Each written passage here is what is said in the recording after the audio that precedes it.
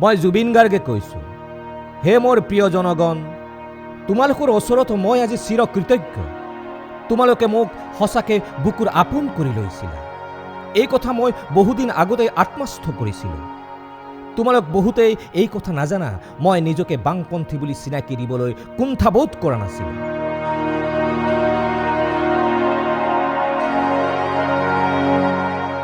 মই জানো প্ৰতিজন সৎ বিবেকবান মানুহ বামপন্থী হ'বই। সেয়েহে বিষ্ণু ৰাভা, চে গুয়েভাৰ, চাৰ্লি চেপলিন, আইনষ্টাইন মোৰ আদৰ্শ পুৰুষ আছিল। আকৌ অবঞ্চিত শিশুসুলভ জেদ ভাৱবোৰ মোৰ কোনো এক বিশেষ সময়ৰ অংকুৰিত পশ্চায়া মাত্ৰ।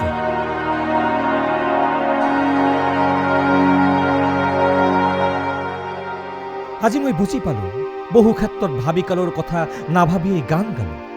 কিন্তু কোনোবাখিনিত জনগণৰ শত্ৰু মিত্ৰ কোন হ'ব পাৰে জানি বুজি এৰি চলিলে। অপৰিণত উচ্ছৃংখল দিগ্ভ্ৰান্ত আজি যুৱ প্ৰজন্ম। কাৰ্য আৰু কাৰণৰ কি সুগভীৰ সম্পৰ্ক তাক মই অনুভৱেই নকৰিলোঁ। সেয়ে হয়তো আজি মোৰ মনত প্ৰশ্ন জাগিছে, অনেক প্ৰশ্ন। মই গানেৰে, কথাছবিৰে মূৰ্খ বুলি ভবা জনতাৰ বাবে কি কৰিলোঁ? মোৰ পাৰ্থিৱ জীৱন্তৰে কাৰ কাৰণে সৰ্বস্ব ত্যাগ কৰিলোঁ? এনে বহু প্ৰশ্ন মোৰ মনত আজি দলা দি উঠিছে। এই প্ৰশ্নবোৰৰ উত্তৰবোৰ আজিহে উফন্দি উঠিছে। কিন্তু তাকেই লৈ ভাবিকালৰ সংস্কৃতি ৰক্ষা কৰিবলৈ নিৰবিচ্ছিন্ন সংগ্ৰামৰ ধাৰাটো কি হ'ব মই ৰাইজক নকলোঁ। লাগি থকাহেঁতেন মোৰ গান আৰু সুৰেৰে যুৱ প্ৰজন্মক ন পোহৰৰ বাটেৰে লৈ যাব পাৰিলোহেঁতেন।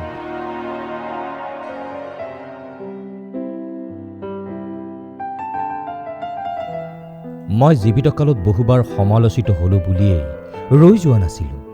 গান, নাটক, বোলছবিৰ মাজত নিজকে বিলাই দিছিলোঁ। মৃত্যুজনাৰ প্ৰয়াস কৰিছিলোঁ।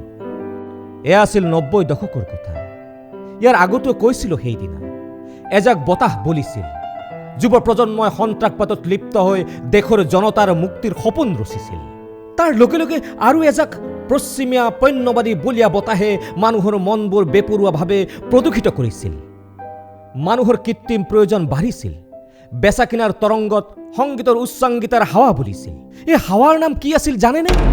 গ্ল'বেল ভিলেজ হাৱা। এই হাৱাৰ পচোৱা জাকতে মই মোৰ গানত নতুন সুৰ সংযোজন কৰিছিলোঁ। মোৰ সুৰৰ লহৰত যুৱ প্ৰজন্মই নিজকে বিলীন কৰি দিছিল। সিহঁতে ঠিক তেতিয়াই বিদেশী সুৰাৰ বিপণীবোৰ গাঁৱে ভূঞে চহৰে নগৰে বিয়পাই দিছিল কেৱল বেপাৰৰ বাবে।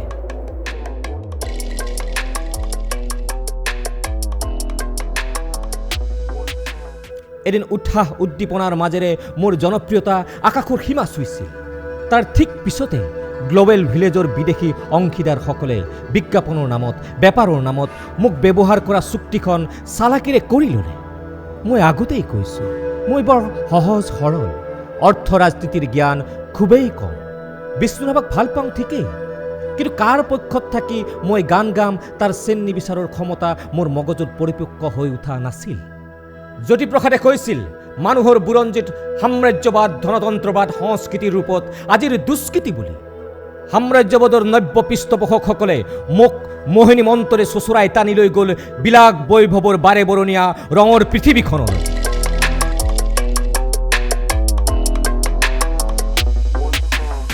এই কথাবোৰ আজি মোৰ ভাবিলে হাথৰ যেন লগা হ'ল।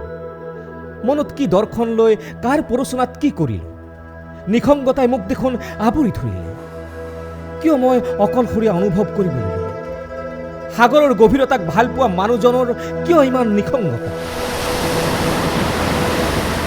কি দৰ্শন ললো মই? শত্ৰু মিত্ৰ কোন মই দেখোন জীৱিত কালত ধৰিবই নোৱাৰিলোঁ। যদি মৃত্যুৰ পূৰ্বে এবাৰ মাত্ৰ এই কথাবোৰ মগজুত খেলিলেহেঁতেন, যদি বিষ্ণুৰ দৰে চেন নিবিচাৰ কৰি ৰাইজৰ শত্ৰুবোৰক চিনাকি কৰি দিলোহেঁতেন। বুজি পালোঁ মই কাৰোবাৰ স্বাৰ্থ সিদ্ধিৰ বাবে মোক হত্যা কৰা। ইয়াত ন্যায় মই পাম নে নেপাম আজিয়েই ক'ব নোৱাৰোঁ। মই ভাবোঁ এই সকলোবোৰ কৰ্পূৰতে ভবাৰ দৰেই হ'ব। মোৰ মৃত্যুৱে এই কথা বুজাইছিল, মতাদৰ্শ মজবুত নহ'লে নিসংগতাই সাৰ পাই উঠে। জীয়াই থকা কালত সময়ক মই বৰ ভয় কৰিছিলোঁ। কিয় জানেনে? কাৰণ এই সময়ক মই কেতিয়াও ধৰি ৰাখিব নোৱাৰোঁ। অৱস্থা, সময় আৰু পৰিৱেশ মই যি ধৰণে অনুধাৱন কৰিব লাগিছিল তাক বুজি পোৱাত ক'ৰবাত পলম হ'ল। আচলতে চৌপাশৰ পৰিৱেশ পৰিমণ্ডলে আমাৰ মন নিৰ্মাণ কৰে। উন্নত চেতনাবোধ নাথাকিলে আপচীন সংগ্ৰাম গঢ়ি তুলিব নোৱাৰি কোনো কালে। বুজি পালোঁ আপচীন সংগ্ৰামেহে এটা এন্ধাৰ যুগৰ অৱসান ঘটাব পাৰে, এটা এন্ধাৰ যুগৰ অৱসান ঘটাব, এটা এন্ধাৰ যুগৰ অৱসান ঘটাব, এটা এন্ধাৰ যুগৰ অৱসান ঘটাব, এটা এন্ধাৰ যুগৰ অৱসান ঘটাব, এটা এন্ধাৰ যুগৰ অৱসান ঘটাব, এটা এন্ধাৰ যুগৰ অৱসান ঘটাব, এটা এন্ধাৰ যুগৰ অৱসান ঘটাব, এটা এন্ধাৰ যুগৰ অৱসান